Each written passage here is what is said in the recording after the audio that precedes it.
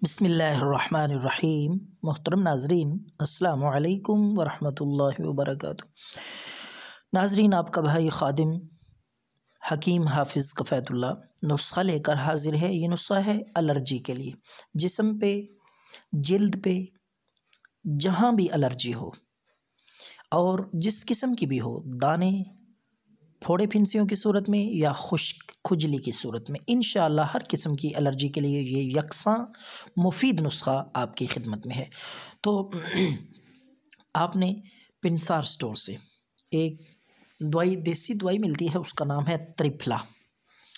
त्रिफला ले आए आप 50 ग्राम। दूसरी चीज़ है वो है शहद। तीसरी चीज़ है वो है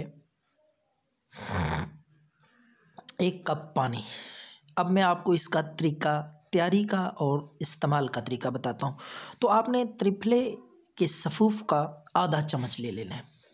आधा चम्मच सफ़ूफ़ त्रिफला, उसमें 1 कप पानी में डाल दें उसको, और साथ में 1 चम्मच खालिस शहद। ये मिक्स करें और इनको आपस में अच्छी तरह फेंटें। एक बर्तन से, यानी 1 कप से दूसरे कप में अच्छी तरह, ताकि यकजां हो जाए। तो ये आपने किस वक्त लेना है ये मैं आपको बाद में बताता हूँ। इसके साथ एक और चीज़ है, वो लाजमी आपने इस्तेमाल करनी है।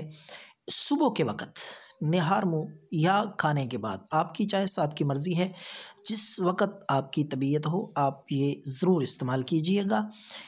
मौसमी का जूस 1 गिलास, ये ख़ारिश के लिए इंतहाई मौसर है।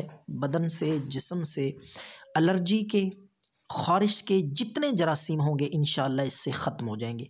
ये ज़रूर आपने मौसमी का जूस 1 गिलास सुबह, और इसी तरह असर के वक्त आपने गाजर का जूस सिर्फ़ 3 दिन इस्तेमाल करके देखें।